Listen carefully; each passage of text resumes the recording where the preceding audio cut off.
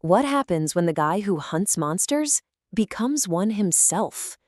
I mean, what if the single greatest moment of your entire life was the very thing that lit the fuse to your own destruction? Yeah, this wasn't just a mistake. This was the start of total chaos. Welcome back to the channel, everyone. Today, we are diving headfirst into a really dark, really gritty tale of revenge. And it all centers on this one guy, DEA agent Sean Vetter. Now, this is a man who literally clawed his way up from the streets to become the best of the best. He's tough, he's relentless, and he is right on the edge of his biggest win ever.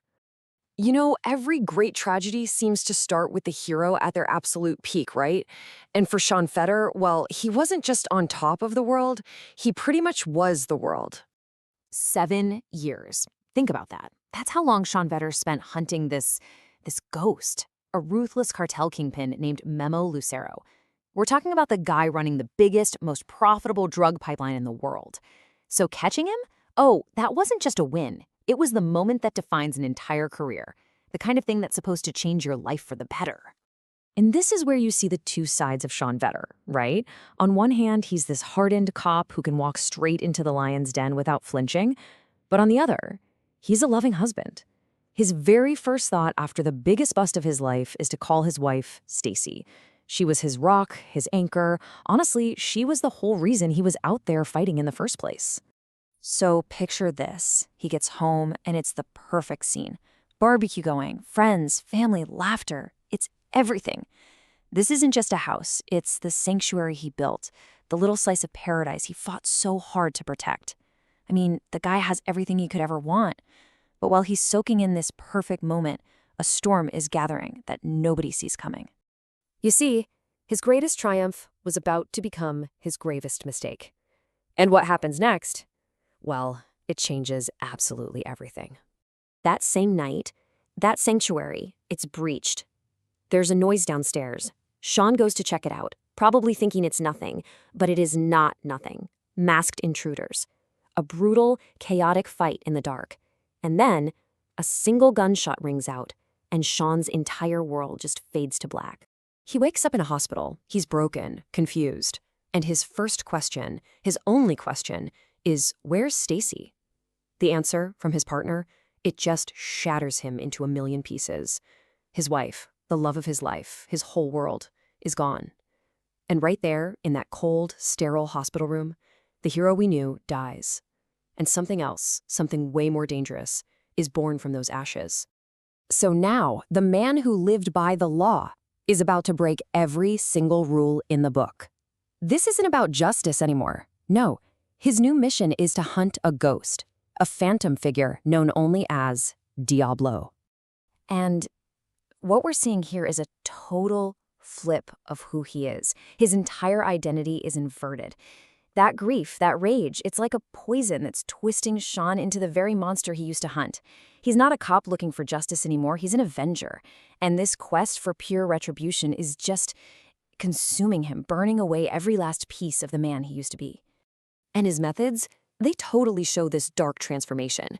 I mean, he grabs some low-level dealer, drags him to an overpass, and literally dangles him over the edge, just screaming for a name. It's this raw, unfiltered fury that honestly terrifies his own partner. He pushes and pushes until he finally gets a lead, a name, Hollywood Jack. Okay, so he's closer than he's ever been to his wife's killer, but that blinding rage, it's about to cost him every single thing he has left. Sean puts together a sting to catch this Hollywood Jack, but his head isn't in the game. He's driven by pure emotion, and because of that, he walks right into a trap. The whole thing goes sideways, fast, gunfire everywhere, and when the smoke clears, 3 of his fellow officers are dead. His personal vendetta just got his own people killed. The fallout from this is, you guessed it, immediate. He gets hauled into his commander's office, a guy who is basically a father to him, and there's no coming back from this. He's forced to turn in his badge and his gun. Think about it. In just a few weeks, he's lost his wife, his purpose, and now the very thing that defined him, being a cop. And that's it. He hits absolute rock bottom. He's totally alone, pushing away his partner, his best friend, who's trying desperately to pull him back from the edge. But Sean doesn't want to be saved. He chooses the darkness because he's convinced it's the only way forward. He believes he has to do this alone. To hunt the devil, Sean realized he had to go down into hell itself. And this is when things take a truly dark turn. So out of options, desperate, Sean does the one thing you'd never expect. He goes to see the one man he spent 7 years of his life trying to lock up, Memo Lucero. Yep, he makes a deal with the devil himself, trading intel for a shot at revenge. And Lucero's advice? It's chillingly simple. To bring down a monster, you must become a monster. And this advice leads him to his final, desperate gambit. Using Lucero's intel, Sean comes up with what is basically a suicide mission. He's going to steal a huge shipment of the cartel's money, just to force Diablo out into the open. It's a one-way ticket deep into enemy territory, and you know what? He's fully aware he might not be coming back. What he discovers next is absolutely terrifying.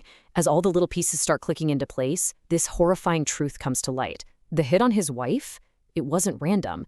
This phantom, Diablo, he wasn't some new player on the scene. No, it was all a game, orchestrated from inside a prison cell by Memo Lucero. All of it was just revenge for Sean's arrogance in daring to catch him.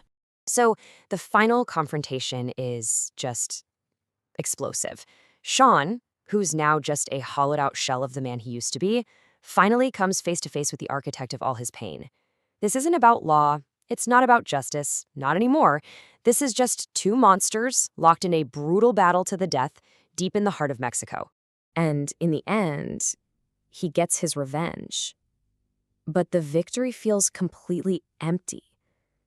He's just left standing in the wreckage of his own life, having thrown away his soul, his friends, his honor, everything. It really makes you wonder, right? When you spend that much time staring into the abyss, what part of you gets left behind in the darkness? It's just such a powerful look at how the hunger for vengeance can completely consume a good person, leaving absolutely nothing but emptiness in its wake. Hey, if you enjoyed this breakdown, do me a favor and make sure to like, share, and subscribe for more deep dives into movies like this.